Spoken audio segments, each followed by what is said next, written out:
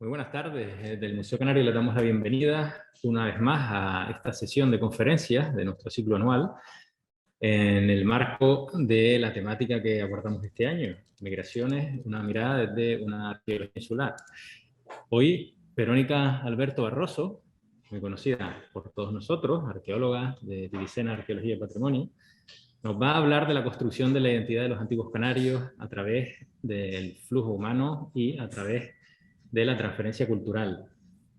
Esperamos que disfruten esta jornada y que asistan a las próximas que tenemos hasta el día 2 de diciembre, tanto aquí en el museo como en casa, si nos están viendo a través de nuestra pantalla. Bueno, esperamos sin más que disfruten y que les veamos por aquí pronto. Muchísimas gracias.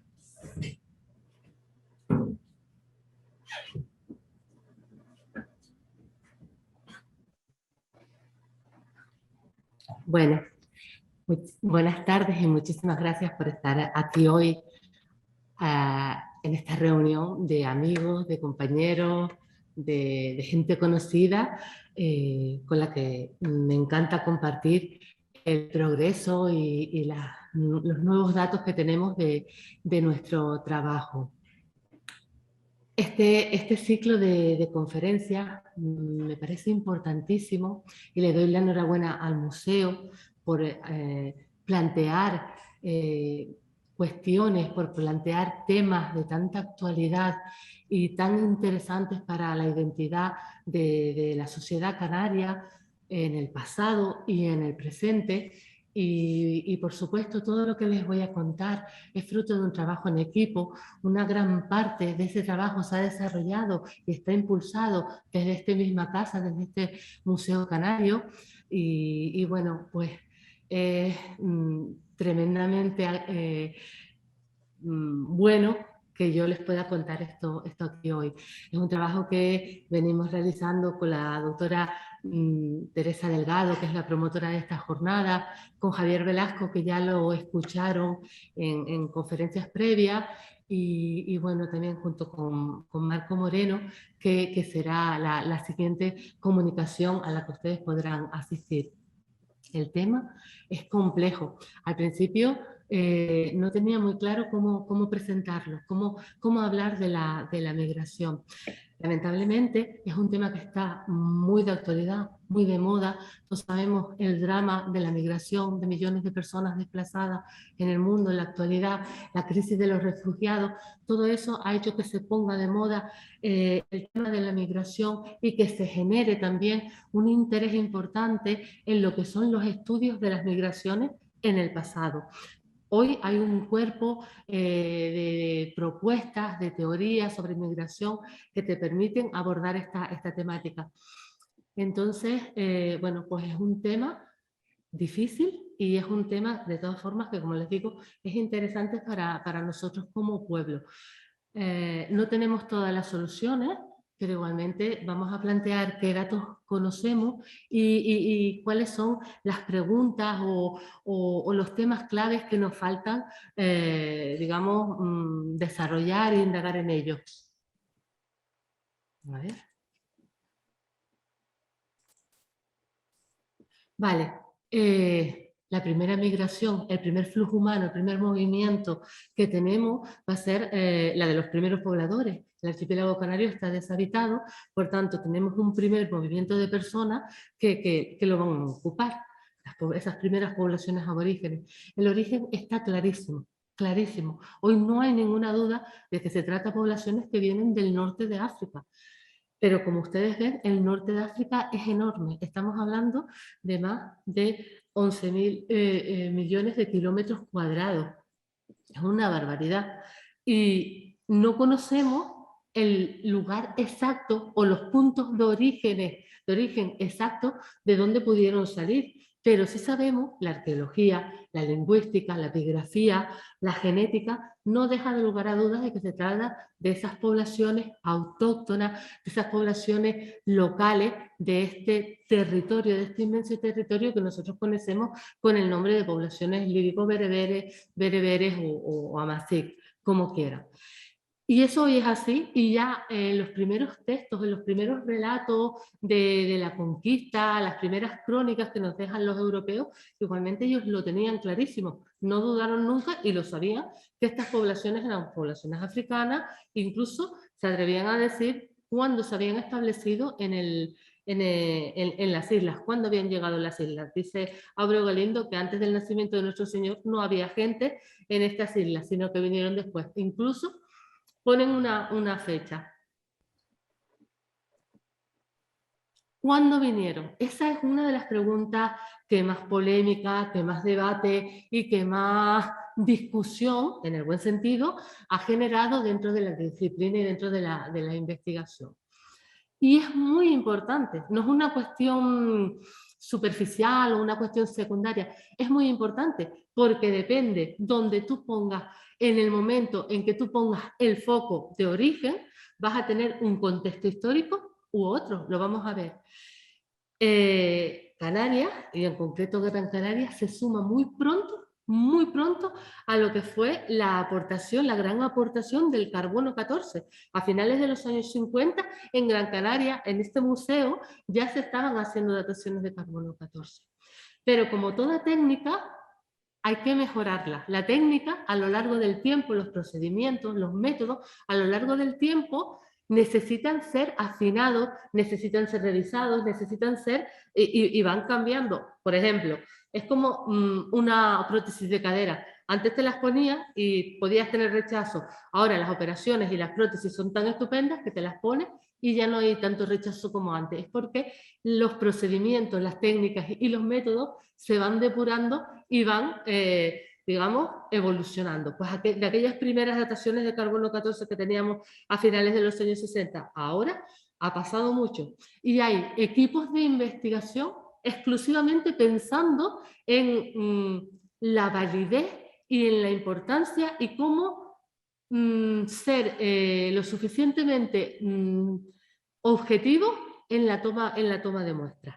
Aquí les traigo el concepto de higiene radiométrica, que ya el otro día el doctor Santana lo puso y hablaba de él, y es realmente lo que ha cambiado y lo que ha representado una inflexión en nuestra forma de mirar y en nuestra forma de interpretar y en nuestra propuesta el pasado aborigen.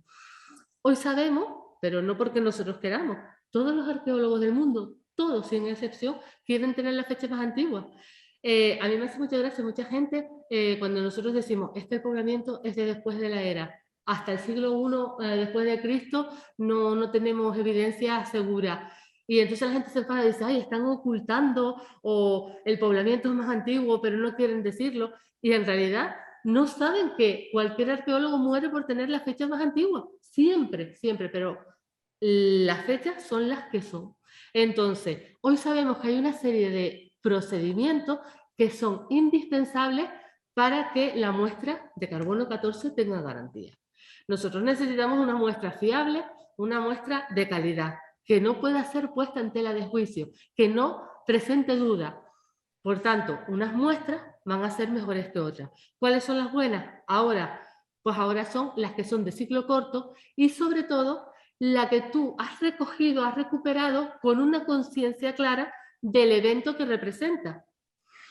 Para ponerles un ejemplo, si yo quisiera, si esto fuera un recinto de época aborigen y yo viniera y tirara un chicle y quisiera datar el recinto aborigen y cojo el chicle, estaría falseando, porque eso es digamos, una introducción al repertorio posterior.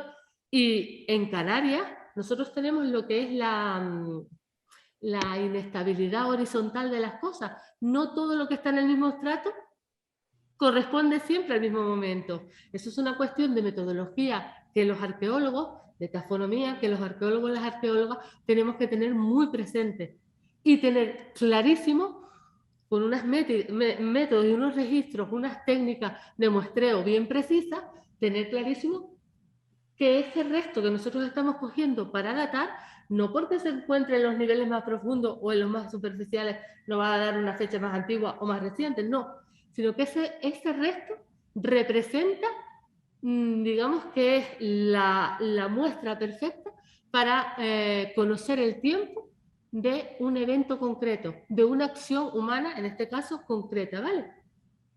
Bueno, aquí les pongo este trabajo, este artículo, que es el único que se ha publicado para Canarias desde el principio del 2020, y bueno, en este trabajo, por si están interesados, se habla de estos conceptos de higiene radiométrica, de la fiabilidad y la calidad de las muestras, y bueno, también se hace un repaso a toda la serie cronológica que se conoce, y vemos pues qué muestras tienen problemas y cuáles no tienen, y dónde, en estos momentos, donde tenemos que situar esa primera llegada de población de la que estamos hablando, ese primer flujo humano, ese primer movimiento.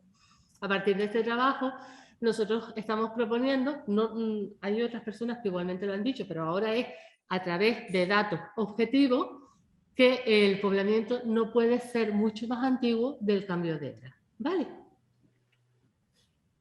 ¿Y qué teorías de poblamiento tenemos? Ya igualmente las vimos el otro día, entonces vamos a ir muy rápido. Básicamente hay tres teorías para esa primera colonización. La teoría fenicia, la que propone que son los pueblos fenicios los que traen a los primeros pobladores y se asientan en las islas orientales, básicamente. Y luego vamos a ver las otras teorías, pero esta teoría, que ha tenido calado importante para la propuesta de poblamiento de la isla de Lanzarote, vamos a ver cómo tiene problemas. O sea, las hipótesis, es verdad que se pueden plantear diferentes hipótesis, pero esas hipótesis tienen que estar sustentadas con datos evaluables, con datos objetivos, con datos que se puedan contrastar, porque si no, no podemos avanzar, ahí nos quedamos. ¿Qué pasa con el poblamiento de Lanzarote? Ese supuesto poblamiento fenicio se retrotraería hasta el siglo X a.C. Es una fecha bien temprana para lo que sería el poblamiento de Canarias. Y es verdad que existen esas fechas radiocarbónicas. No sé si se ve el puntero, ¿vale? Lo ven aquí. La línea roja es el cambio de era, y todo lo que queda a mano derecha, en este caso, estaría antes de Cristo. ¿Por qué he puesto yo esas fechas en rojo? Porque la calidad de esas muestras no es buena, y por tanto hoy tenemos que ponerlas en tela de juicio.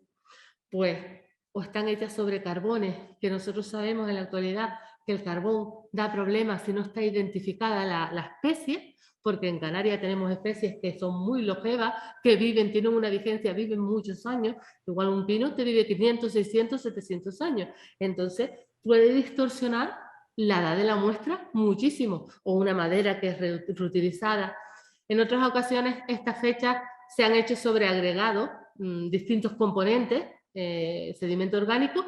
En la tierra, el sedimento puede tener restos de esqueletos de insectos, de polen, de ácaro, de semillas, de trocitos de carbones. Entonces, realmente ahí no sabemos qué es lo que estamos datando, porque es un concentrado de todo. Entonces, todas esas fechas, y la casualidad que todas las que dan la mayor antigüedad, pues son esas fechas que realmente hoy no se acepta. La higiene radiométrica las rechaza porque no cumplen esos requisitos de fiabilidad, de adecuación.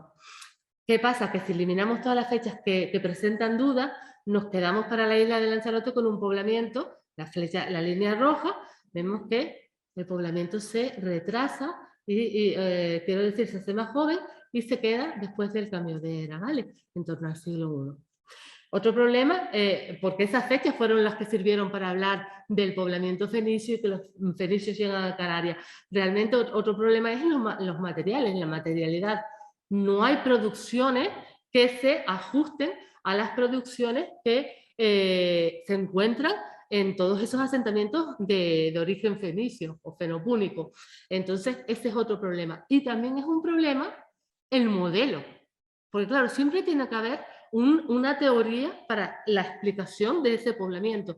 Los fenicios, es verdad, navegan por todo el Mediterráneo y van creando pequeñas colonias costeras para comerciar, para intercambiar o para explotar determinados recursos. Tienen intereses en recursos metálicos y en ciertos productos, que no es el modelo de Lanzarote.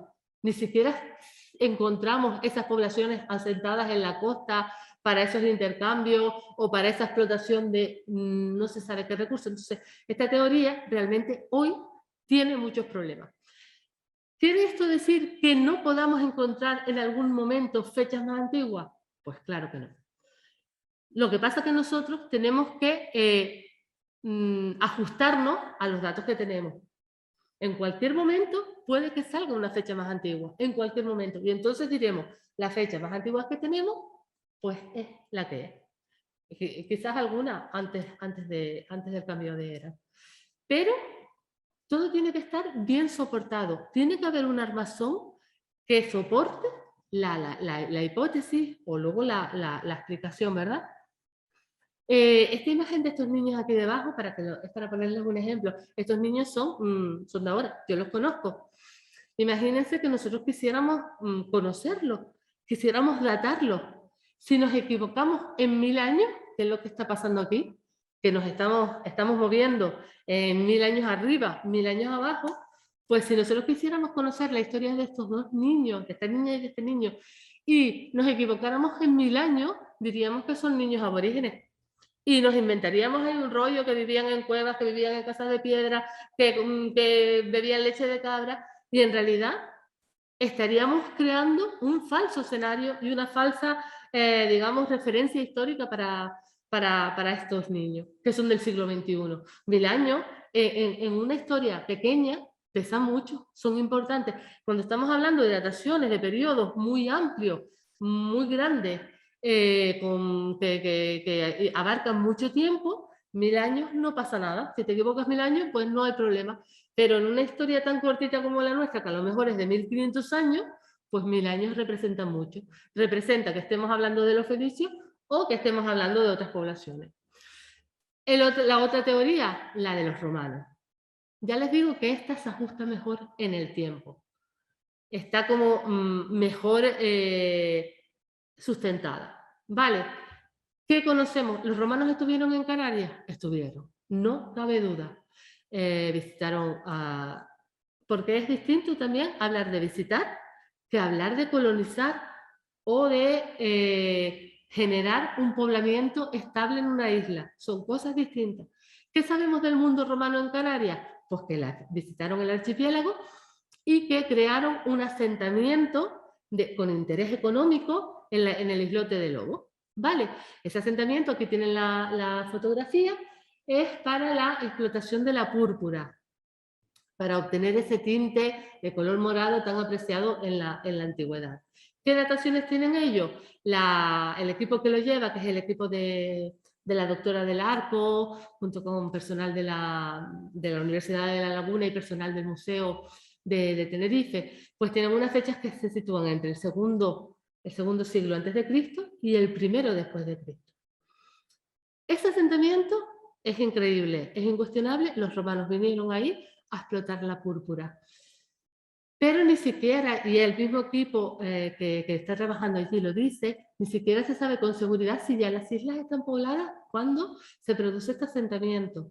No se conoce si hay vinculación con población o no, porque no se sabe si el resto de las islas están pobladas.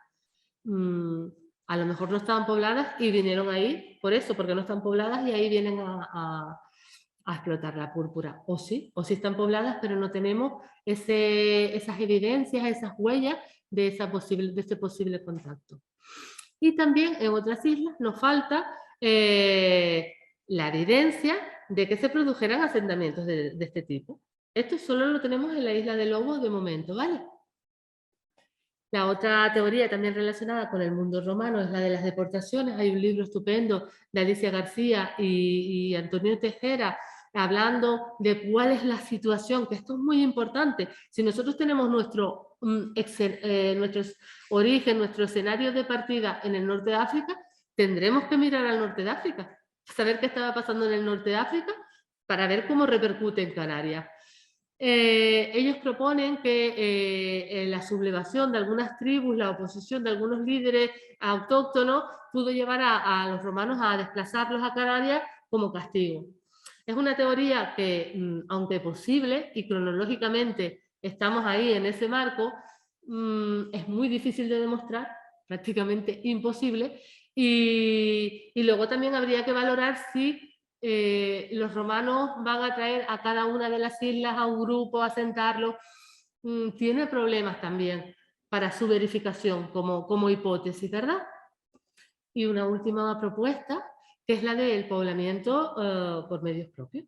Que los bereberes llegaron a Canarias con sus propios medios, con sus recursos, y les traigo esta foto de la migración que nosotros tenemos en la actualidad, que todos conocemos. ¿Es factible? Claro que es factible. De todas formas, también es difícil su contrastación, es difícil su demostración, porque muchos pueblos que navegan, nosotros pensamos que los aborígenes no son navegantes, pero incluso muchos pueblos que navegan no dejan un registro arqueológico, no encontramos los barcos, no encontramos esas evidencias de navegación a veces. En el caso de Canarias, por supuesto, no las tenemos, pero pudieron haber llegado por medios propios. Igualmente es difícil. Tienen que cruzar un mar, que es un mar hostil, un mar duro. Cuando vemos estas imágenes tenemos que pensar en una noche oscura, con olas, con frío, con hambre, la incertidumbre, el miedo. Pues es el mismo mar que trajo a los canarios. ¿Cuál es nuestra diferencia? Si miramos esta foto, nosotros vemos un grupo de personas que no viene con la intención de colonizar. ¿Lo ven? ¿Qué tenemos aquí? Un grupo de chicos, hombres, jóvenes. Si vinieran a colonizar el territorio, tendría que haber mujeres y hombres, pero sobre todo mujeres en edad fértil, y traer digamos, sus bienes que les permitieran el éxito de la colonización, porque si no vienen con esos medios, probablemente al mes se morirían de hambre. Entonces no hay colonización, no hay éxito. O sea, cuando vienen ya de la forma que sea que hayan venido, o sean quienes sean los protagonistas de esa travesía, cuando vienen con la intención de quedarse a vivir en las islas. Otra de las cuestiones que interesa un montón a la gente, que nos pregunta muchísimo, es sobre el aspecto. Se ha generado también una falsa idea, una idea de que los aborígenes tenían una determinada fisonomía, nos hemos creado nosotros en nuestro imaginario una determinada facciones que nos hacen pensar en ese mundo de los bereberes, pero en realidad ya nos decía la doctora Freger el otro día que ya desde origen vienen con una diversidad tremenda. El mundo del norte de Marruecos, perdón, de África, es un escenario complejísimo donde se están produciendo movimientos desde la prehistoria. Gente que viene del este, gente que sube del sur, gente que baja de Europa y que gente que del norte de África pasa a la península y ahí a Italia y ahí se está a todo el Mediterráneo, y eso es un laboratorio donde se está mezclando la población continuamente. O sea que ya de origen ya vienen con una mezcla tremenda. Y esa falsa, digamos, visión que nosotros nos generamos de pensar que los aborígenes eran de una forma o de otra, pues cuidado con esa falsa idea. Y ya vamos a centrarnos en Gran Canaria. Vamos a coger la isla de Gran Canaria como ejemplo, que es la que mejor nosotros conocemos. Hablábamos de cronología y yo les decía que, bueno, para el archipiélago estamos manejando ese siglo I después de Cristo, siglo I, siglo II después de Cristo, como momento de primera arribada de población.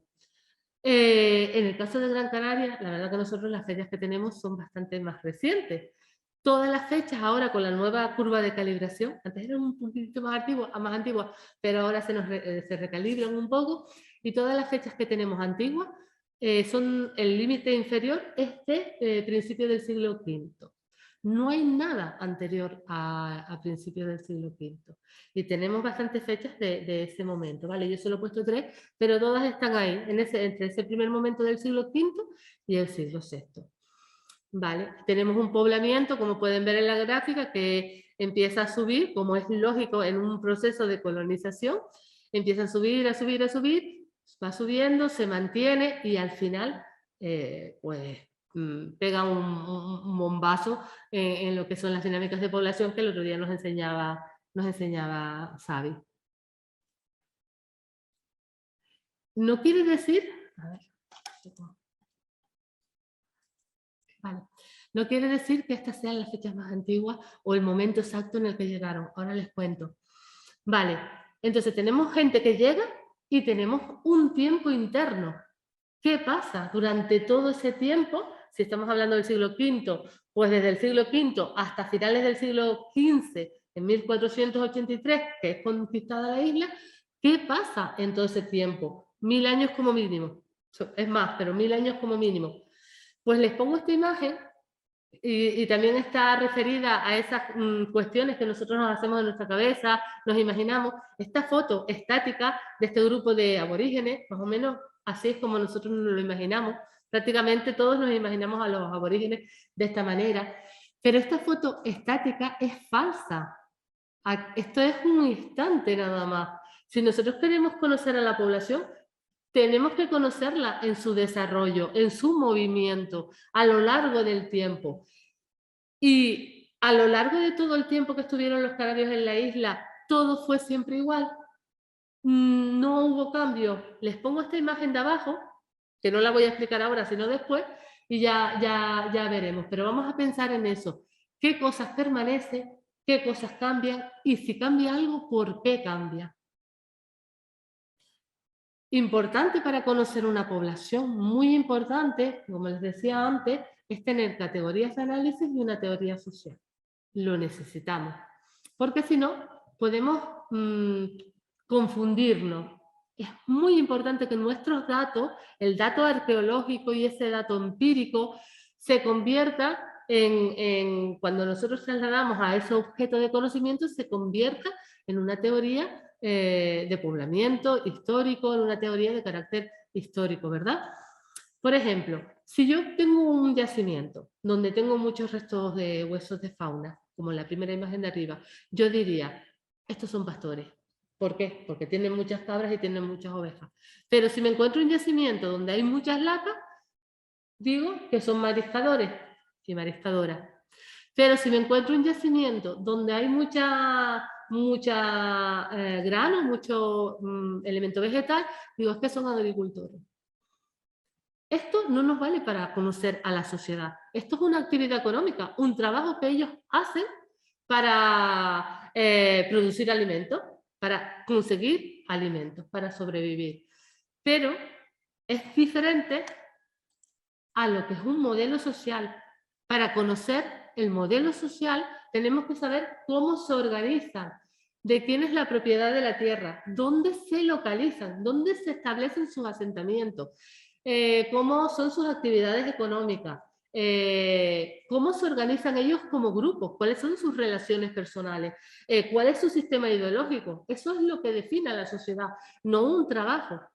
Yo puedo ser agricultora, pero otra persona puede ser marisquera dentro de la misma sociedad, ¿verdad? Y yo les pongo estas fotos del Sahel donde vemos un modelo pastoralista de pastores del Sahel con sus animales, aunque es probable que estas personas tuvieran también su agricultura, y un modelo debajo del mismo Sahel de mujeres agricultoras, que seguramente también tienen sus animales domésticos, ¿verdad? Entonces, va mucho más allá de pensar en la actividad económica exclusivamente. Si nosotros queremos generar modelos sociales, tenemos que tener en cuenta muchas cuestiones.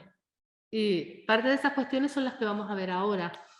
Como les decía, ellos vienen con la intención de quedarse, y traen lo que necesitan para quedarse, pero traen lo que ellos conocen y lo que ellos ya han usado, no traen otras cosas que les son ajenas. Vienen con sus cabras, con sus ovejas, con sus cerdos, con sus perros y con sus granos, con su cebada, con su agricultura. O sea, está claro la intencionalidad, ¿no?, de permanecer, de convertir a esta isla en concreto en su hogar. ¿Y a dónde se dirigen?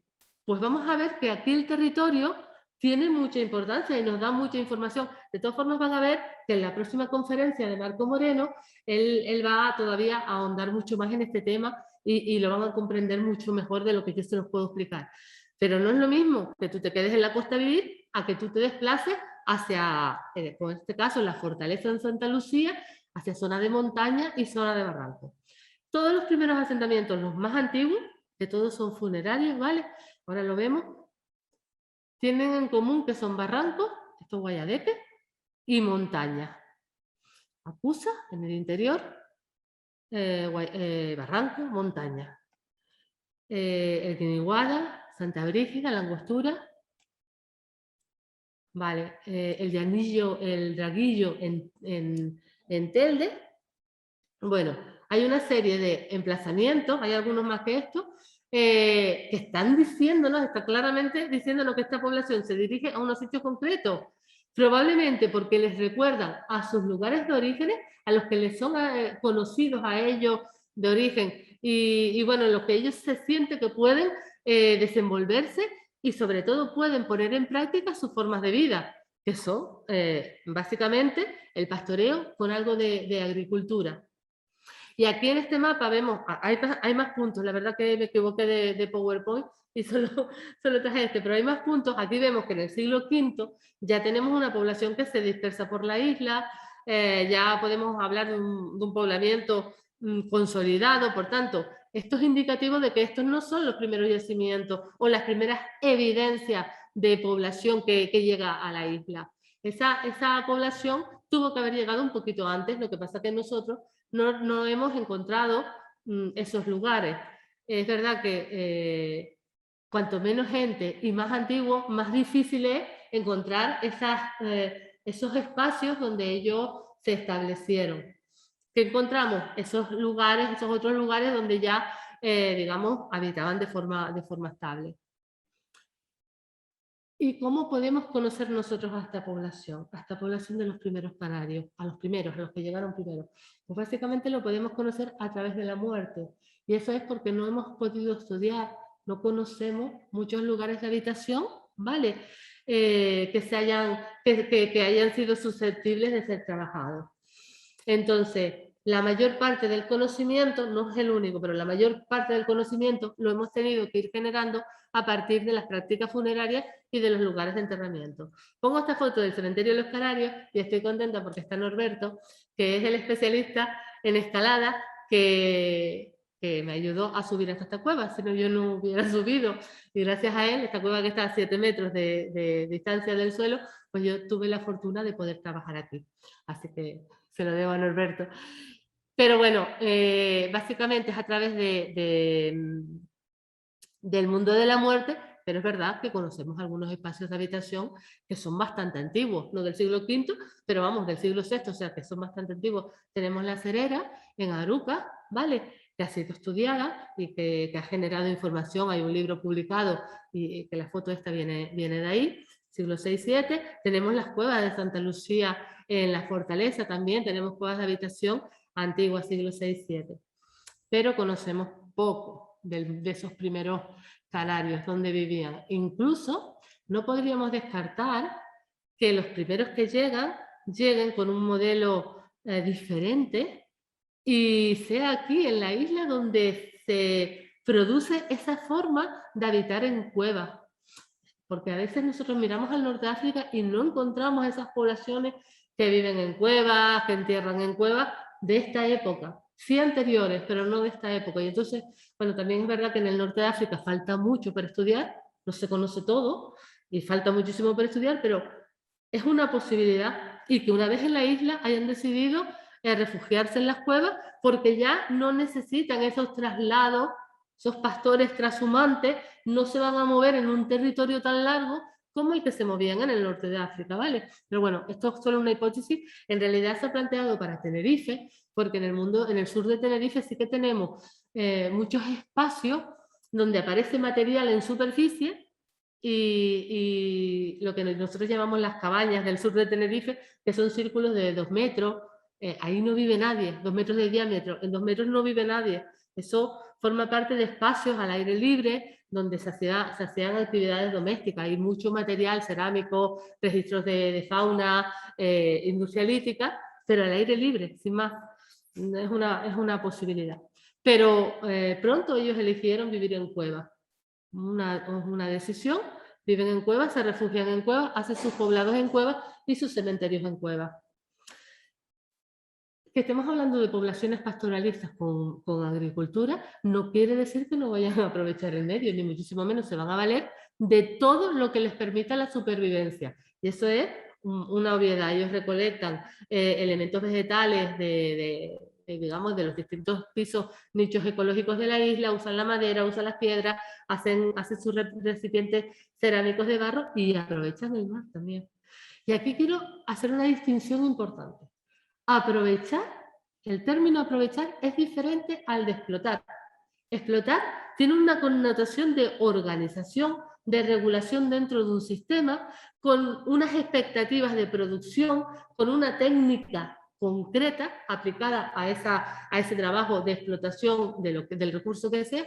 Entonces es bien distinto aprovechar el recurso marino que explotar el medio marino. Son cuestiones diferentes. ¿Qué vemos nosotros? Bueno, que los pocos sitios antiguos del siglo VI o VII que hay en la isla, en el litoral, cerca de la playa, efectivamente, están aprovechando los recursos marinos. Pero no va a ser esa explotación que va a ser característica de otro momento, de otra etapa de los antiguos canarios, donde sí se va a dar una cosa mucho más importante, con un peso mucho mayor en el sistema económico.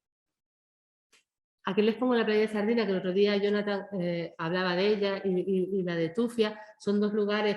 Tufia se excavó hace muchos años, era un depósito muy pequeñito, pero la playa de Sardina es un enorme depósito en cueva que se está trabajando ahora y que, bueno, que en los próximos años va a dar muchísima, muchísima información. Y ahora están ellos en los niveles superiores, donde se ve digamos, esa organización del trabajo para explotar el medio marino. Entonces, como les decía, es la muerte la que nos permite conocer cómo eran estas poblaciones. La mayor parte de la información la sacamos, la tenemos que sacar de los lugares funerarios, porque no hemos estudiado, no hemos tenido esa suerte de poder estudiar los lugares de habitación. ¿Qué sabemos? Pues que entierran en cuevas colectivas. Desde el principio, desde que llegan, desde que nosotros tenemos registro cronológico, entierran en cuevas colectivas, grandes cuevas colectivas, donde generación tras generación van metiendo a sus muertos. En el perfil demográfico vamos a ver que entierran a toda la comunidad. En estas cuevas se entierra a todo el mundo, mujeres, hombres, jóvenes, ancianos, niñas y niños de cualquier edad, incluso recién nacidos, y a veces hemos encontrado elementos de niños o niñas que no llegaron a nacer, de feto. Aunque como estas cuevas están tan alteradas, no tenemos la seguridad, no tenemos la certeza que no sean, digamos, restos que todavía están dentro de su madre. Al estar tan alteradas las cuevas, no sabemos, pero bueno, también hay fetos en este tipo de lugares sepulcrales, ¿vale? O sea que el perfil demográfico abarca a toda la comunidad, no hay distinción. Esto también es algo que llama la atención, porque a veces nos hemos generado también una imagen un poco distorsionada. No suelen haber ofrendas, como nosotros entendemos, esos elementos que se ponen a los muertos como ofrecimientos, ni ajuar, ni elementos de ajuar. Son muy raros y muy escasos. Ahí hay una confusión con esas descripciones del siglo XIX que iban a los barrancos a buscar restos, momias para aquí, para ingresar al Museo Canario. Y allí se describe que encontraban un montón de cerámica, de molinos, no sé cuánto, pero es que allí están visitando cuevas de habitación y cuevas de enterramiento.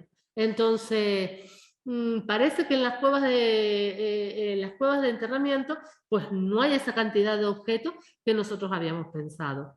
Y esto tiene una implicación social bien importante, ¿vale? La diferenciación interpersonal. Esto también es importante junto con lo de los ajuares, porque efectivamente las momias, hay un tratamiento del cadáver que es en la envoltura, como estas momias que nosotras vemos aquí en el Museo Canario.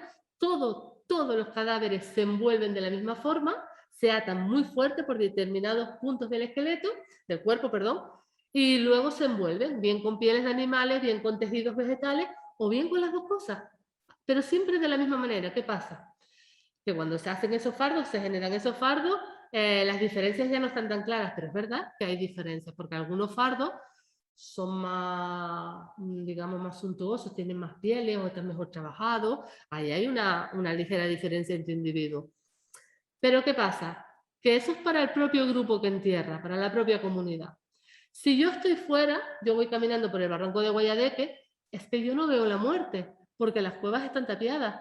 no es visible para mí. Si yo pertenezco a otro grupo, yo no veo la diferencia personal, las diferencias sociales, que son las diferencias entre las personas, no son visibles para mí. A mí sí me está marcando que prácticamente todo el mundo es igual. Ninguno de estas personas tienen objetos que las signifiquen, que las hagan, digamos, sobresalir porque les han colocado algún elemento material que las distinga. No, sin llegar a decir que son iguales, que son una sociedad igualitaria, porque no lo son, tenemos que pensar que no se manifiesta tan clara la diferenciación interpersonal, las diferencias sociales entre personas. No se marcan de una forma tan evidente como se van a marcar después. Después, con el paso del tiempo, sí que vamos a tener una sociedad netamente jerarquizada. Y la temporalidad, sí que vemos que las cuevas son las primeras formas que se eligen para enterrar y van a durar hasta el siglo XIV. Todo el tiempo se está enterrando en cuevas, ¿vale? Y, como saben, hay cuevas de enterramiento en toda la isla. Pero de repente, a mediados del siglo VII, entre mediados del siglo VII y el siglo VIII, nosotros nos vamos a encontrar un cambio, que es un cambio súbito, en tiempo histórico, una cosa que pasa muy rápido, muy de repente, y vemos que es radical con respecto a lo que había, que es la aparición de un nuevo tipo de cementerio, una fórmula nueva de enterrar, que no existe antes, no hay antecedentes, pero que sí existe en el norte de África, y son estos grandes cementerios tumulares en Malpaís, tan especiales y tan maravillosos de la isla. Y vuelvo a recoger los mismos criterios que había analizado antes con respecto a las cuevas funerarias, y vemos cómo cambia la cosa. Es muy radical, conceptualmente es muy radical el cambio. Ya no, la muerte ahora es al aire libre, los cementerios se disponen al aire libre, el perfil demográfico cambia, aunque se entierra prácticamente toda la población, ya no están los pequeños, los recién nacidos ya no parece, ya se dejan de enterrar aquí. El cadáver sí se sigue tratando de la misma forma, está envuelto en pieles o envuelto en esterillas de junco, solo que las condiciones ambientales de estas tumbas, estos túmulos que están viendo aquí, que son construcciones de piedra, es un cajón de piedra al que se sobrepone una estructura maciza de piedra, en esos lugares de Malpaís, en esos lugares pedregosos, pues ahí vemos que las condiciones ambientales son tan duras, tan malas, que la materia orgánica no resiste y desaparece. Por eso no los encontramos envueltos, pero están envueltos igual que están los de cueva, igual que las momias que vemos aquí en el museo. Una cuestión parecida es que tampoco hay elementos de ajuar, muy poco, a veces aparece una piedrita de sílices como esta, pero absolutamente nada. Y bueno, en estos cementerios la muerte se hace visible, se localizan en lugares que son claramente perceptibles en el territorio. Tú vas al Maipés de Agaete, a Arteara, lo que fue en su momento la isleta, y lo ves desde cualquier lugar donde te pongas, y además sobresale por ese color de la piedra rojizo o la piedra negra de la lava, en el verdor, porque suelen estar en zonas donde hay palmerales y esto. Entonces eso hace que sobresalga un montón. La muerte se hace visible y la muerte se construye. Las tumbas estas son monumentos, son elementos arquitectónicos, donde ahora sí vamos a ver, aquí es la primera vez que empezamos a ver las diferencias interpersonales. Hay túmulos muy grandes y hay túmulos pequeños, hay túmulos bien trabajados y otros que apenas son un montoncillo de piedra. Hay túmulos que ocupan las zonas altas y otros que se disponen alrededor en clara dependencia. Eso es jerarquía, eso es identidad social, y ahí nos están hablando de distintas identidades de las personas que ocupan esas tumbas. Todo eso es llevar el mundo de la muerte afuera. ¿Por qué? Porque es un código. Hay una apropiación clara del territorio y se manda un mensaje. Si yo entierro en los túmulos, yo les estoy diciendo a ustedes, este es el lugar donde están mis muertos.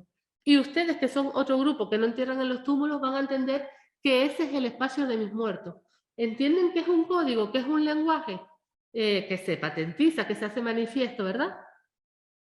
La dispersión de los cementerios tumulares en la isla está determinada es restringida porque no hay muchos malpaíses de este tipo en la isla. Vale, entonces si yo tengo una tradición cultural, una tradición funeraria en este caso, una costumbre funeraria, que no tenía previamente, que no tiene antecedentes en la isla, pero que sí están en el norte de África, es difícil pensar que yo, después de estar 200, 300 años, 400 años viviendo en la isla sin contacto con el norte de África, de repente una mañana me levanto y digo, piensen ustedes que un día se levanta y dice, voy a enterrar como enterraban mis ancestros en un lugar que es otro territorio completamente distinto, que no es este, voy a recuperar esa forma de enterrar. Porque en el norte de África se entierran así y es probable que los primeros grupos que llegan conozcan los túmulos, ¿vale? Pero no los realizan, no entierran en túmulos. Entonces, es muy difícil. ¿Cómo entendemos que de la noche a la mañana surja este tipo de enterramiento? Y además vemos que por otro lado hay población que se sigue enterrando en las cuevas. Nunca deja de enterrarse en cuevas, ¿vale? Aquí nosotros directamente, no nosotros, otras personas ya lo han hecho, pero nosotros ahora le ponemos un tiempo y planteamos que es que pudo haber llegado gente que nos trae, desde el norte de África igualmente, que trae estas nuevas ideas, estas nuevas formas de enterrarse, y a lo mejor más cosas. Lo que pasa es que solo lo hemos reconocido en el mundo funerario, ¿vale? Es verdad que todavía nos falta mucho para conocer cómo confluyen, cómo interactúan, si de verdad llega población, cómo interactúan con la población local que ya está sentada en la isla, arraigada en la isla, y qué identidades históricas se generan a partir de ahí. Ese es uno de los retos que tenemos que abordar. Sin ser el mundo de la muerte que conocemos para esta época, para esta segunda fase ya que cambia algo a partir del mundo de los túmulos, bueno, vemos que empieza a crecer el número de asentamientos y empieza a darse algo que también es muy interesante, que es la especialización de algunos lugares de habitación. Algunos espacios dentro del hábitat, dentro del lugar de habitación, empiezan a especializarse y empiezan a aparecer los silos, pero no como graneros, como esos grandes graneros colectivos, fortificados que dicen que aparecen al final, eso lo vamos a ver, sino como espacios dentro del ámbito doméstico donde se guarda el excedente o la producción agrícola, ¿no? del grano, básicamente. Vemos como ahí empieza a haber ya se hace evidente la importancia, cómo va creciendo la importancia de la agricultura, ¿verdad? Y luego pongo aquí lo de la cueva, las cuevas artificiales, porque la verdad es muy difícil, es un elemento distintivo y emblemático dentro de lo que son las manifestaciones arqueológicas de la isla de Gran Canaria, pero la verdad que no sabemos muy bien dónde situarlas en el tiempo. Nos faltan, es muy difícil, porque en este tipo de lugares es difícil encontrar muestras para datar, pero lo pongo aquí, pero sin saber muy bien dónde deberíamos colocar, cuándo surgen. Sí que sabemos que no están desde el principio, y cuándo surgen este tipo de manifestaciones en la isla, ¿vale? Y el otro gran cambio, el cambio rotundo, el del año 1000. El del año 1000 entiéndanlo como un convencionalismo, pero es que a partir del siglo XI, a partir del año 1000, el panorama arqueológico de la isla cambia tremendamente, pero cambia de una manera que se hace difícil reconocer cómo se liga con lo anterior, con lo que había previamente. Surgen por primera vez los poblados de casa. Parece que hasta el año 1000, ya les digo, siempre puede aparecer una fecha anterior. Entonces diríamos, no es en el siglo XI, sino en el siglo X, por ejemplo.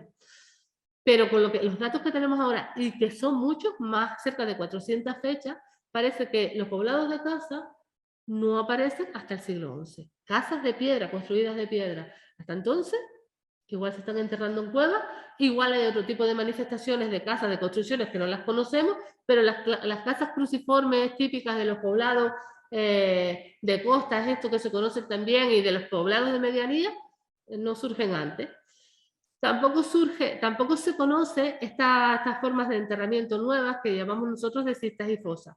La cista es un cajón de piedra con una estructura de piedra superior, o una fosa, un agujero en la tierra donde se mete el muerto y se tapa con tierra. Igualmente le pones unas piedritas, un enlosado por fuera. Y como les decía antes, también aquí ya sí vemos el triunfo de la agricultura como actividad productiva y como elemento que rige, digamos, la organización social de esta sociedad, de este grupo, ya en sus fases finales. Este tipo de lugares, lo que llamamos graneros fortificados o graneros que están emplazados en lugares de muy difícil acceso, como este del cenobio de Valerón, y que están orientados, tienen una vocación exclusiva para conservar y para guardar reservas de grano y de otros productos que eran vitales para la supervivencia de esta población.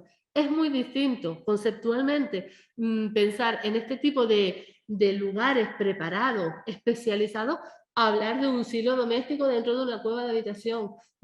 Entienden que son elementos ligados con la agricultura, pero tienen una significación histórica distinta completamente. Estas son las cosas que parecen nuevas, pero no todo es nuevo.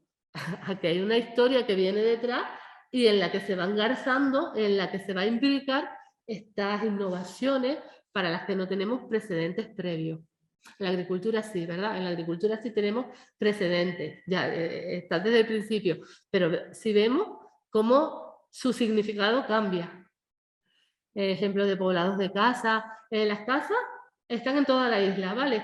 Pero su protagonismo mayor va a ser en las grandes vegas agrícolas, Galdar, Telde, Agüime y Arguineguín, la desembocadura de la aldea, y en las zonas de costa. Pero vamos, ahí vemos poblados densamente ocupados, estables, bien organizados, con su arquitectura específica, ¿verdad? Este tipo de casas.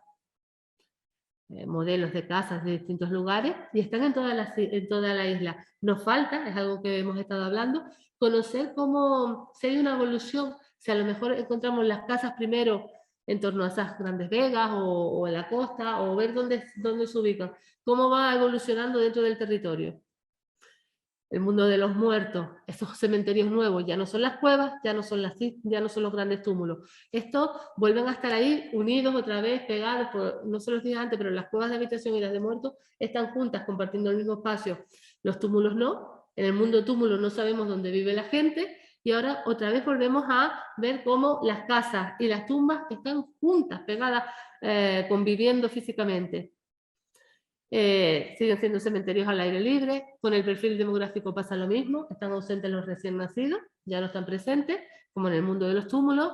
El tratamiento del cadáver sigue siendo igual, aunque no se conservan esos elementos que envuelven, nosotros sabemos, por cómo encontramos los huesos, que sí estaban enfardados, que si se hubieran dado las condiciones necesarias, estaríamos viendo fardos como los de las momias. No hay ajuar ni ofrendas dentro de las tumbas, aunque es verdad que a veces encontramos evidencias de fuego. El fuego tiene un simbolismo muy grande dentro de todo el mundo ritual, o las conchas marinas, parece que pueden también tener un simbolismo relacionado con el mundo de la muerte. La diferenciación personal sigue siendo patente. Si no, miren este ejemplo del túmulo de la Guancha, un gran monumento que acoge a 43 personas, donde hay cistas, donde hay fosas, pero vamos, hay un despliegue ahí constructivo importante, y una simple cista, una simple fosa donde solo está el individuo y ya está. Son de carácter individual. Aquí estamos viendo 43, esto es un complejo de tumbas, porque las tumbas son individuales, a cada persona le corresponde su propia tumba. La muerte sigue siendo visible, está ligada al mundo de la habitación, y es muy importante conocer que esto solo pasa a partir del siglo XI, ¿vale? Antes del siglo XI no están este tipo de cementerios. Otros ejemplos de túmulo, de cista, más simples que el de la Guancha, estos que ven ustedes a la derecha, o la fosa, esos agujeros en la tierra y ya, ¿verdad? Las palomas, no es el monopol, es el metropol. Siempre me equivoco, siempre, y lo digo mal, es el metropol, la fosa de abajo. Perdón. Los graneros colectivos, estos graneros emplazados en esos lugares tan predeterminados, no están en cualquier espacio, son lugares de difícil acceso, son lugares escondidos, y aquí está Norberto también, que es el escalador, que los conoce bien. Distintos tipos de graneros, el de Temisa, de Risco Pintado, ¿no? El del Álamo, el de Cuevas Muchas en Guayadeque, el del Cenobio. La importancia de la agricultura, cómo cambia el paisaje. ¿Se acuerdan que al principio habíamos visto esos barrancos, esas montañas, donde iba la población con una raigambre más pastoralista? Pues ahora tenemos que imaginarnos una isla ya con sus lugares de cultivo, sus terrazas, sus sistemas de regadío. La técnica es importante, tenemos regadío, sus lugares para almacenar, la importancia que tiene la agricultura en la dieta ya en estos últimos momentos, ¿verdad? Es como el elemento principal de la economía. Y me puse la foto de la oveja para que no se me olvidara decirle que siguen teniendo los animales domésticos. No es que desplacen la ganadería y de repente solo tengan agricultura, no, no. La ganadería sigue siendo importantísima. Nosotros lo vemos en los lugares, en los yacimientos de habitación, donde aparecen un montón de restos de estos animales que ellos consumen. Y sabemos que los matan en un patrón de sacrificio específico porque están aprovechándolo para la obtención de leche y productos secundarios derivados. Entonces, tienen animales domésticos. Esto es un modo de vida granjero, ¿no? La agricultura ahora, al final, es más importante, es como que torna el papel que juega cada actividad, pero siguen teniendo ganadería. El mundo de las ideas, como estamos ante sociedades y ante realidades históricas distintas, el mundo de las ideas cambia. Estas representaciones humanas en barro, estas figuritas que todos conocemos con el nombre de ídolos, pero que debemos desechar porque eso le da implica un significado, y aquí se están representando muchísimas cosas, mujeres relacionadas con la fecundidad en distintos estados del proceso de embarazo, hombres, pueden haber juguetes, pueden haber antepasados, o sea, mezclamos muchísimas cosas, pero en realidad es una materialidad que expresa un simbolismo, unas ideas que son diferentes a las que había previamente. Y estos ídolos que están asociados al mundo de las casas a veces han aparecido dentro de cuevas. En Temisa han aparecido, en la fortaleza han aparecido en cuevas, pero en cuevas que tienen fechas posteriores al siglo XI. Entonces esta realidad es la realidad que aparece después del año 1000. Y no solo el mundo de la agricultura cambia, sino es que ahora sí que vemos la explotación del medio marino, ya no es el aprovechamiento. Esto ahora está regulado, esta actividad está regulada, se ejerce desde los poblados que están en la costa y bueno, tiene un peso económico brutal, pero no solo eso, sino que es que además hay espacios especializados para el procesado de los pescados.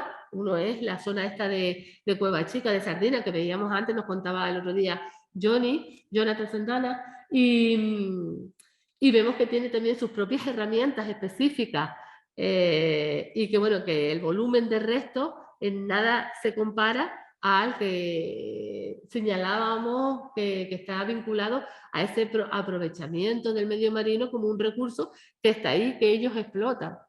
Fíjense estos utensilios de pesca, que ya verán, no se pierdan la charla de Teresa Delgado el lunes en el Cabildo, que nos va a hablar de pesca y nos va a hablar también de lo que significa en el sistema económico y en la huella que deja en los huesos. Pero aquí estamos viendo instrumentos que se realizan específicamente para la actividad de la pesca. Los anzuelos, estos cuernos trabajados que son para escamar el pescado, esos lugares específicos donde se procesa las capturas, estamos hablando ya de un trabajo y de una práctica económica perfectamente arreglada, organizada y estipulada dentro de su sistema económico.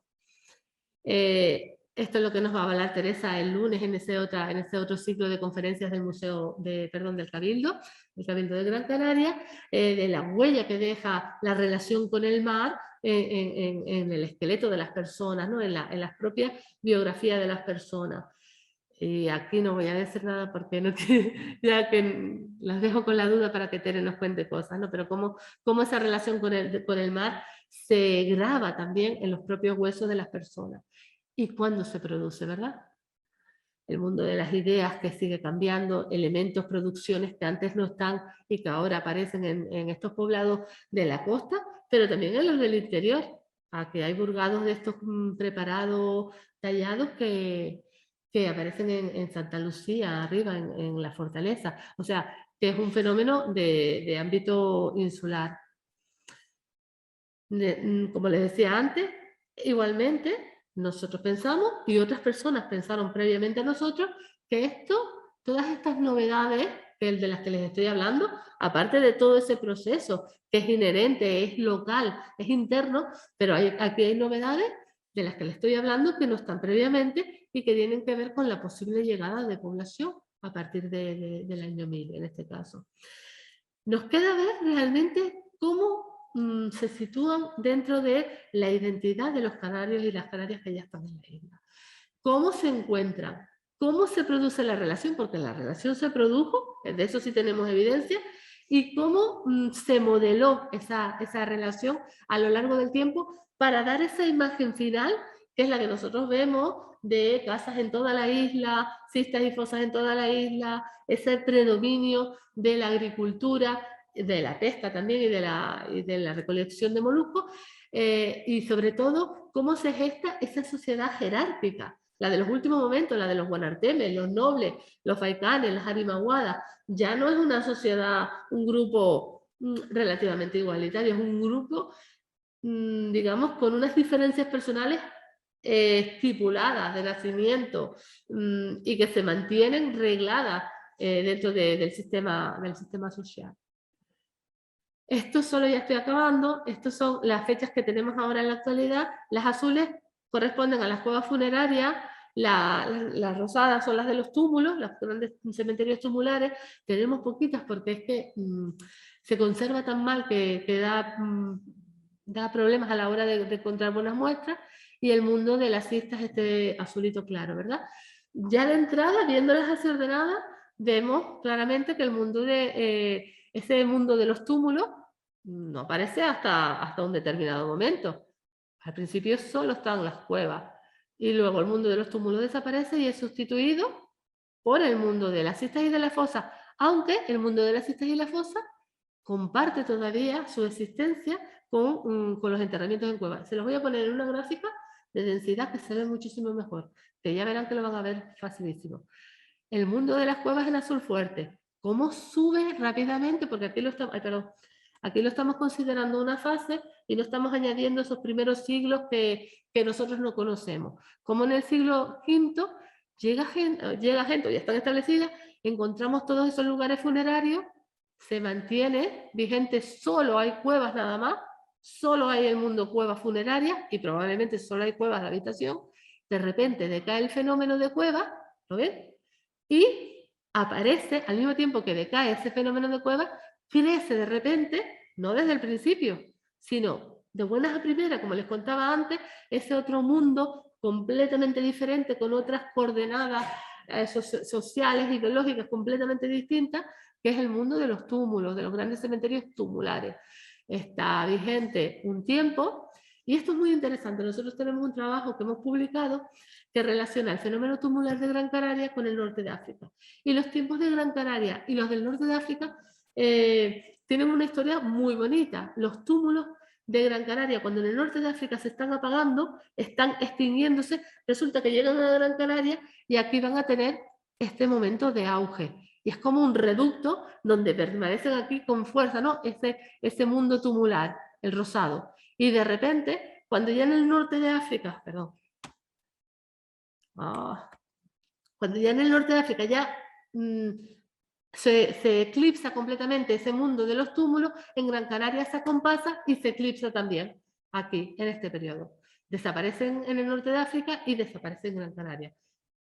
El mundo cuevas lleva como su trayectoria particular. Fíjense cómo se solapa un poco con el mundo de las cistas y las fosas, que es este mundo azulito claro. Todavía hay cuevas, pero cada vez tienen menos importancia. Ahí. Tienen menos importancia y al final las únicas protagonistas son las cistas y las fosas en el mundo de la muerte. Y en el mundo del hábitat son las casas. Aunque en otros lugares hay cuevas que perduran hasta el siglo XIV por lo menos, ¿verdad? Y el XV. Pero en la muerte, el gran protagonista final y exclusivo y único son esos cementerios de cistas y fosas. Vuelvo a la imagen aquella que les planteaba, la estática, la foto. Desechamos la foto y desechamos también la idea de que hay un pastor y que hay una chica recolectando cereal. Vamos a hablar de sociedades, vamos a generar modelos explicativos donde comprender cómo se organizó esta población a lo largo del tiempo, cómo vivieron, cómo se relacionaron entre ellos y cómo fueron cambiando. La imagen del principio no es la imagen del final, ni mucho menos. Eso tenemos ya que borrarlo. Todavía tenemos que rellenar muchos huecos, pero sí sabemos que nada tiene que ver esa imagen inicial con la que nos encontramos ya en los últimos siglos. ¿Es solo porque llega gente? No. Que haya venido gente en distintos momentos va a propiciar que se desencadenen cambios, que se introduzcan nuevos aspectos o nuevas materialidades, va a actuar como catalizador, como motor de cambio, pero no exclusivamente. Hay un proceso interno que también nos está hablando de 1300 años, 1500 años de vida en la isla, ¿verdad? Y yo ya termino con esta imagen, retomo la imagen con la que terminaba Johnny en la conferencia previa, que el tema de la navegación es otro de los grandes, digamos, temas, otro de los grandes tópicos que despiertan el interés de las personas. No lo vamos a tratar, pero bueno, si quieren comentar, comentamos cualquier cosa. Y nada, esto es lo que yo les quería contar.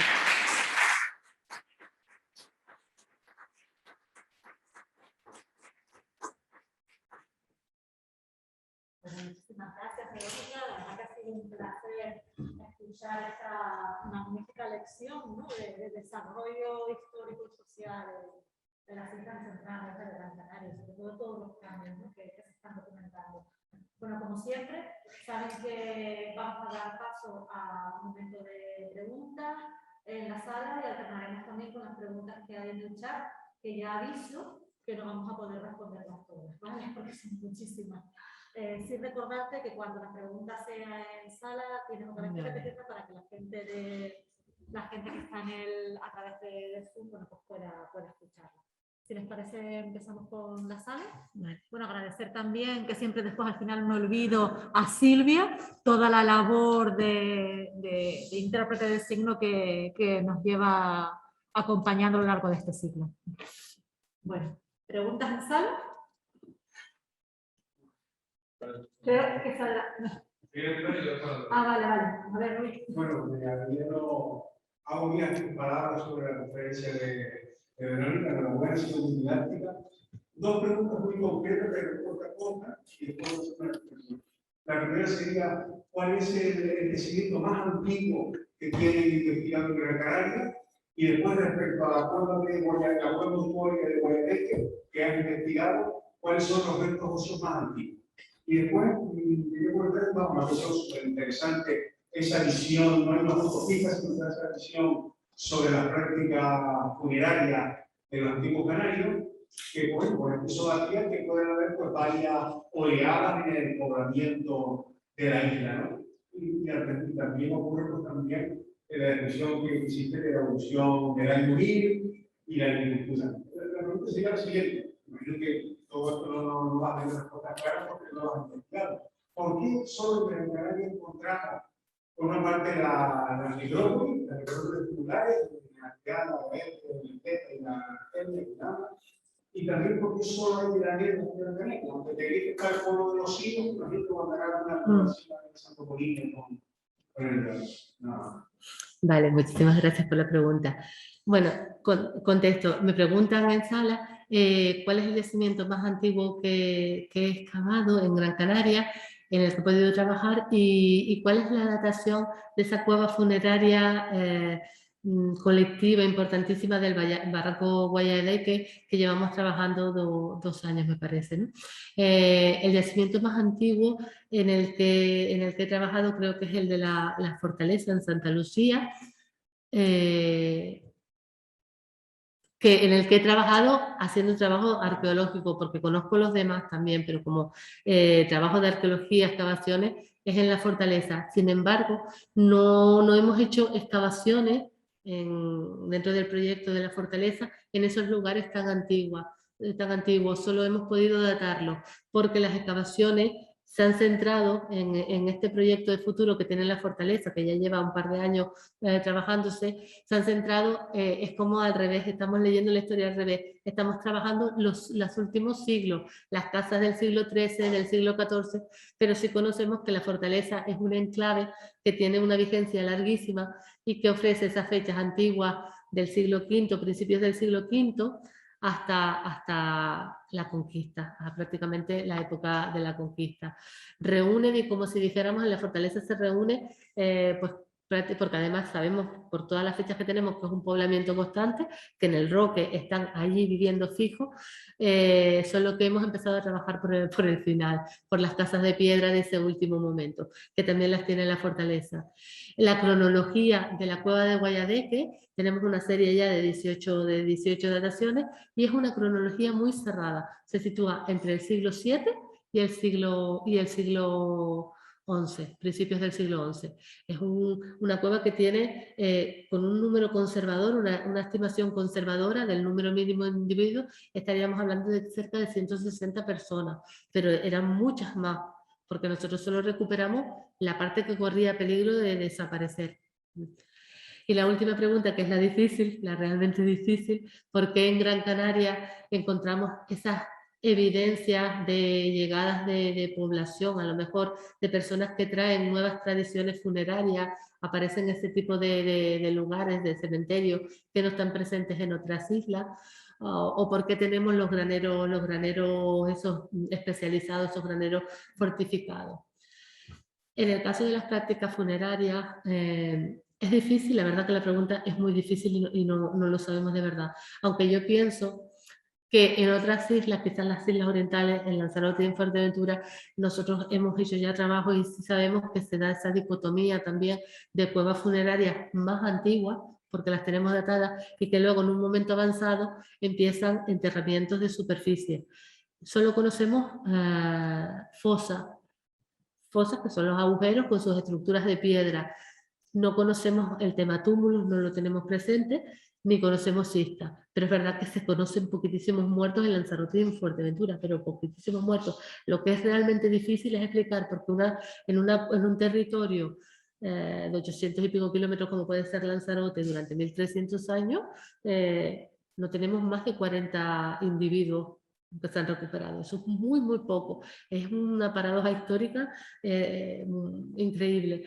Entonces, pero en Lanzarote lo vemos, a lo mejor Lanzarote y Fuerteventura van a tener una dinámica en menor medida, porque en esas islas había mucho menos gente, siempre hubo menos gente, pero van a tener una dinámica que se parece a la de Gran Canaria. Y es probable que podamos hablar de distintos momentos o de distintas llegadas a esas islas. Y quizá no hay que descartar, para La Palma en su momento, Ernesto Martín y Juan Francisco Navarro Medero lo propusieron también. Fue de las primeras islas donde se planteó la posibilidad de que a partir de las fechas del 9 y del siglo 9-10 llegara también población en un momento diferente, porque cambian los patrones de asentamiento.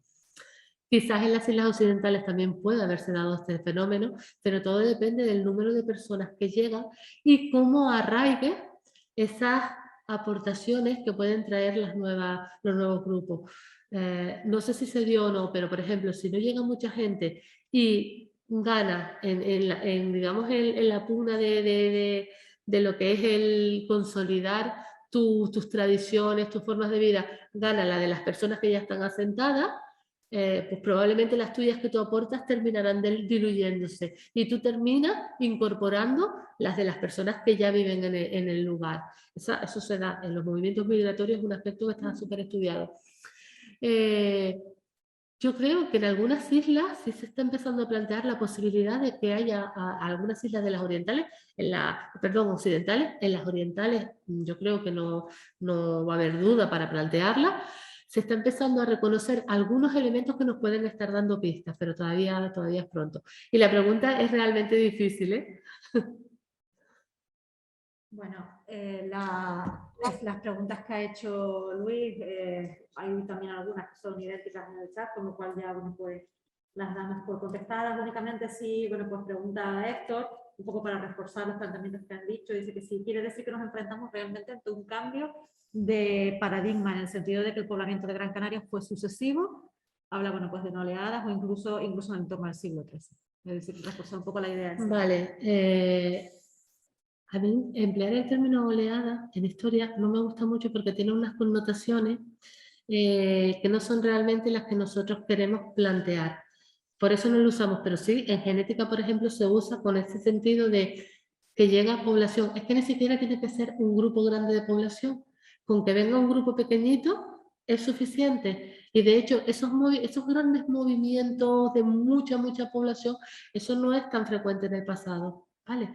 Hoy tenemos otros modelos, otras cuestiones que están actuando, pero con que se desplace un grupo pequeño, no, esa connotación de oleada que parece que tiene en historia, en historia, porque en genética es distinto, que parece que tiene el concepto, no sería de aplicación aquí. Nosotros no sabemos, sí que creemos que llega gente porque se producen, hay innovaciones que no podemos relacionarlas con elementos previos, pero no necesariamente tiene que ser que llegue muchísima gente. Lo interesante es ver cómo se relacionan entre sí.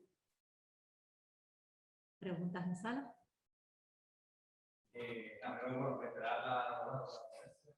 Y me preguntaba un poco, tanto para ti como para los investigadores en la sala, porque en toda la charla, todos lo hemos dicho, recalca mucho ese aporte de población que por ejemplo se puede llegar y aportar cambio.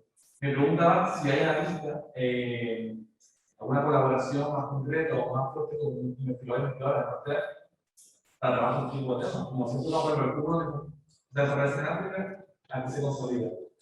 Porque si hay algo más fuerte de colaboración con países del norte de África, en este tipo de temas. Yo tengo esa curiosidad de por qué no se hace más a menudo.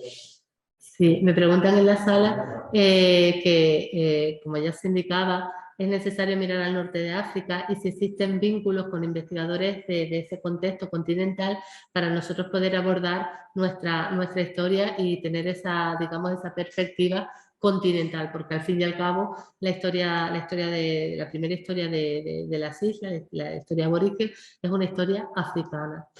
Pues la verdad es que no existen tantos contactos. Nosotros sí que tenemos ganas de ponernos en comunicación con la gente que está trabajando en los túmulos, y sí nos consta también que desde la gente de genética de la Universidad de La Laguna también están intentando penetrar y colaborar con investigadores del norte de África. Igualmente también la gente que trabaja en epigrafía, también tienen sus contactos y sus relaciones. Es una cosa que es difícil, porque es difícil conseguir las subvenciones, es difícil encontrar el tiempo, es difícil encontrar los equipos trabajando en el norte de África, porque es verdad que es un ámbito que afortunadamente está cambiando, y hay mucha gente muy buena trabajando, pero bueno, no se puede trabajar en todos sitios. Los conflictos bélicos, las restricciones y todo eso a veces te impiden poder acceder a esos lugares. Pero bueno, lo ideal sería ese contacto y esa colaboración. Eso sería fundamental. Antes preguntaba también a alguien que no le respondía al chico anterior, a Héctor, el siglo XIII. Es que no lo he mencionado, solo hablé de migraciones africanas. Pero es que nosotros tenemos que contar también, la verdad que no lo comenté por tiempo, que desde el siglo XIII, pero seguramente en todo el XIV está viniendo gente europea continuamente. Están en contacto con los aborígenes y eso supone un cambio también y, digamos, una aportación que no la hemos valorado aquí. La imagen de esta canoa hecha de barro podría venir por ahí también. Hay personas, y yo pienso que puede tener visos de realidad, que ellos cuando empiezan a ver que llegan navegantes, que navegan, que se mueven por el mar, pueden intentar generar ellos también sus medios de moverse en el mar. Pero en cualquier caso, esta influencia, que es también un flujo humano del que estamos tratando, pero con otro origen y, digamos, con otras aportaciones diferentes, esa influencia la tenemos que también considerar, muy importante. No le contesté a Héctor, me quedé ahí, pero bueno, le respondo ahora. Mira, preguntan en el chat Dolores Delgado que si por favor puedes especificar el artículo donde está publicado la vinculación entre los túmulos canarios y los túmulos del norte de África. Vale, sí. El trabajo se llama The End of a Long Journey, el final de un largo viaje.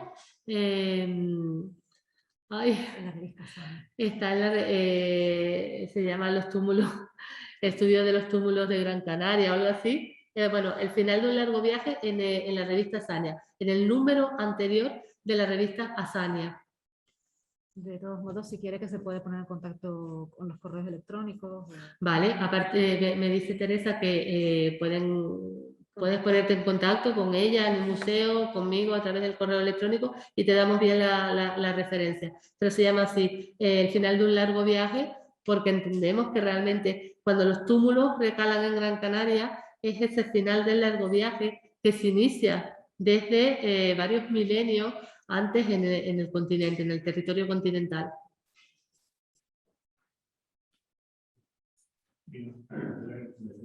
Enhorabuena por la cuestión. Yo creo que ha sido verificadora. Está en la línea de lo que está investigando. De manera clara, yo que me he acercado muy recientemente al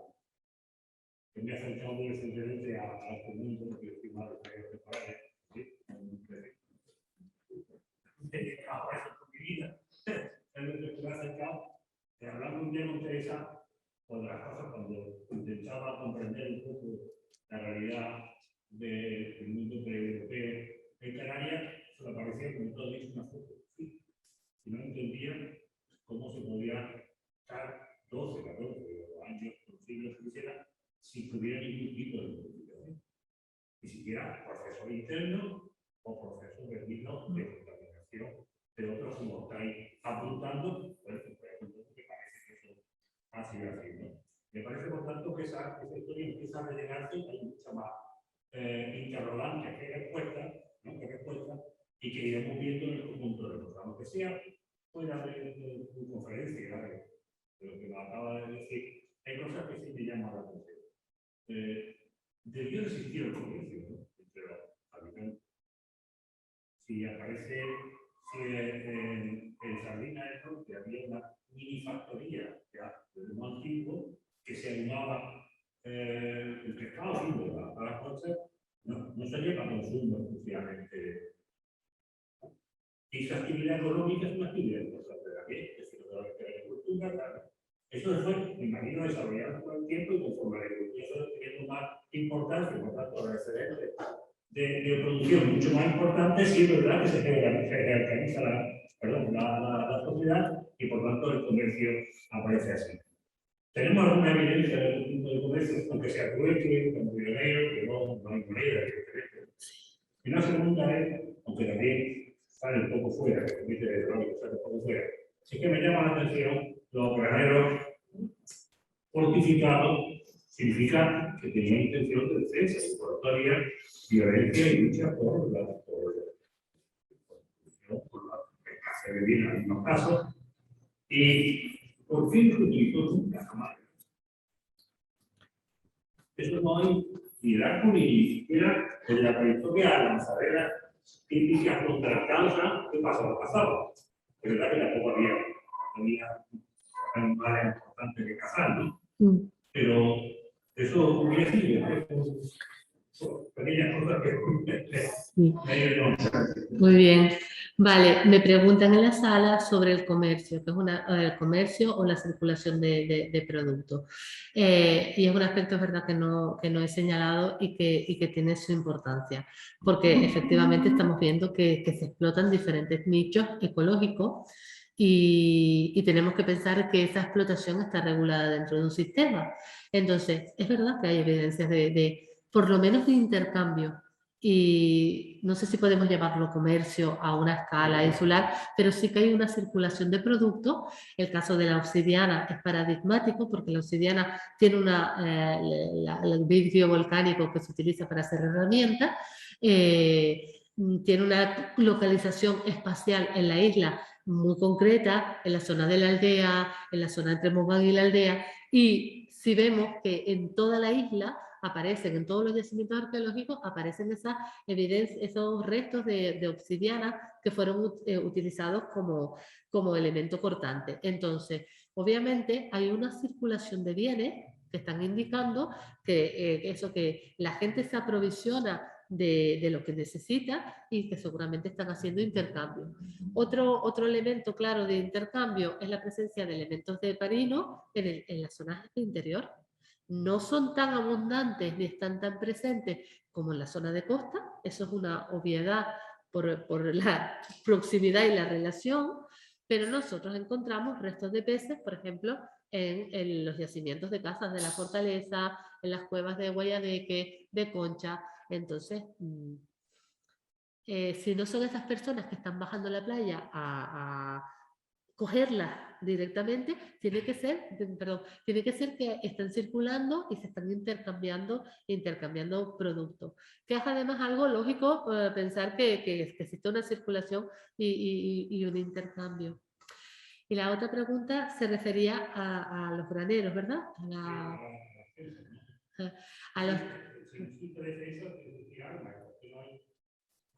Sí. Vale. No es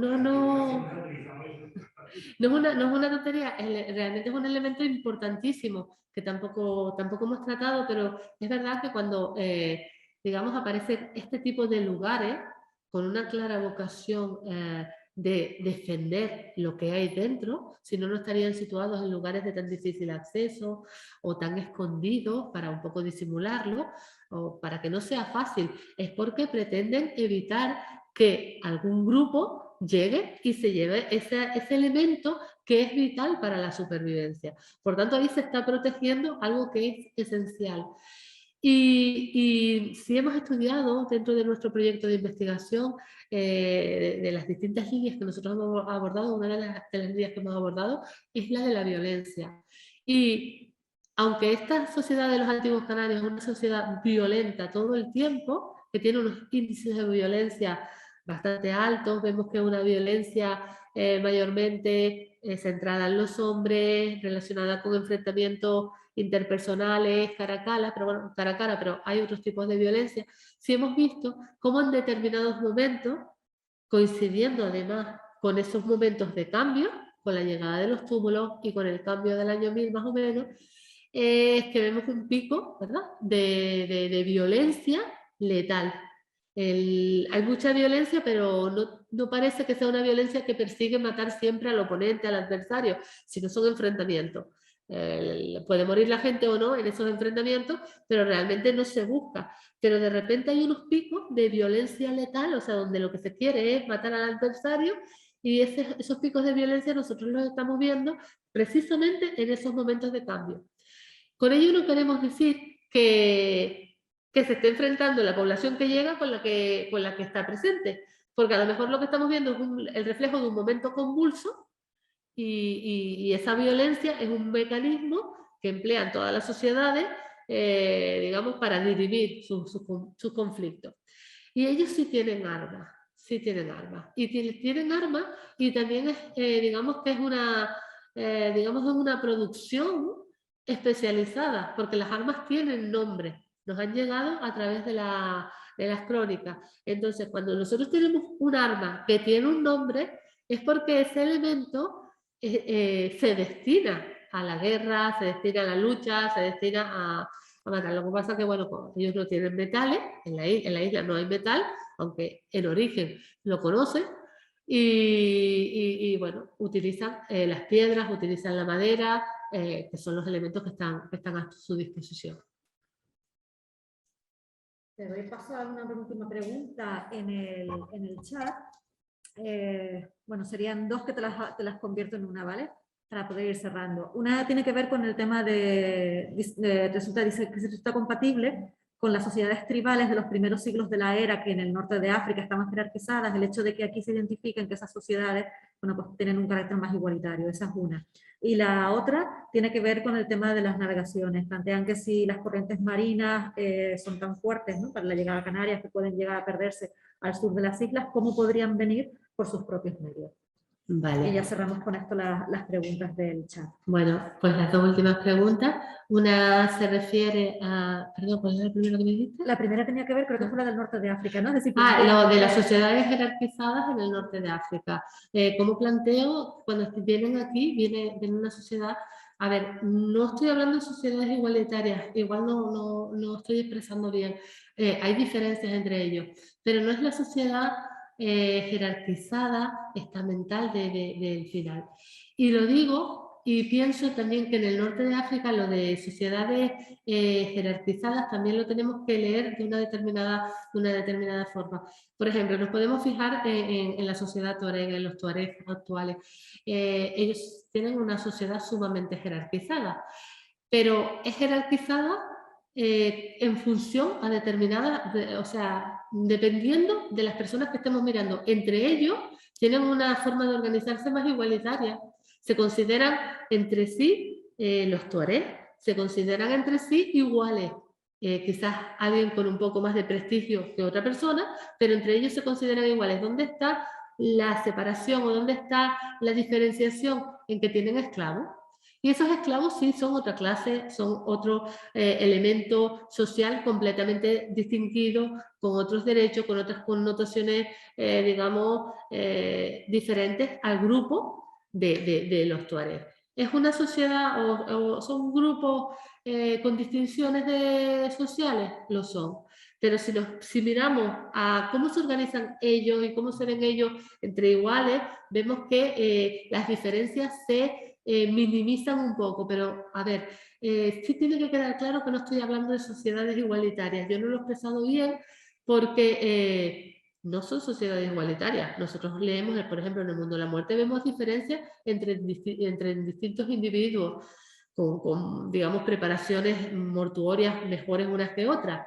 Ahora, no se hace tanta ostentación de la diferencia, es lo que quería un poco plantear. ¿Y la otra? El tema de la navegación y las corrientes marinas fuertes, ¿cómo podría resolverse si vinieran con sus propios medios? Vale, para un poblamiento con medios propios, ¿cómo podrían salvar la dificultad de la navegación? Y es cierto que llegar a Canarias es difícil por las corrientes, es muy difícil y eso supondría un hándicap para la llegada. Por eso se ha planteado que estas poblaciones, que son poblaciones probablemente de montaña, del interior, no controlarían la navegación y se hace recaer digamos, su traslado a las islas a otras poblaciones navegantes como pudieran ser los fenicios, que parece que los fenicios no hay una correspondencia con la cronología, o con el mundo romano que sí hay más correspondencia. Pero igualmente sí podemos pensar que si no de forma masiva y de forma, digamos, reiterada, sí pueden desarrollar mecanismos para poder llegar a las islas.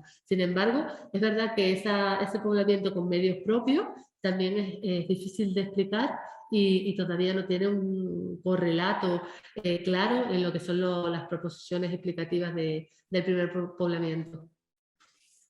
Una última pregunta en sala, si alguien tiene. Bueno, pues desde luego, Verónica, darte las gracias por esta magnífica presentación, darle las gracias a todos los que están aquí presentes y están también presentes detrás del ordenador por su asistencia. Recordarles que el próximo jueves tendremos a Jacob Morales Mateos de la Universidad de Las Palmas de Gran Canaria, que nos va a hablar de los graneros colectivos en la arqueología de Gran Canaria, origen y desarrollo. Mañana, como siempre, se abrirá la inscripción en nuestro sitio web, tanto para la gente que lo quiera escuchar presencialmente como de manera online. Bueno, darle también las gracias a Silvia por esta resistencia de hora y media que hoy nos hemos alargado un poquito más. Y nada, de nuevo, muchas gracias y hasta el próximo jueves.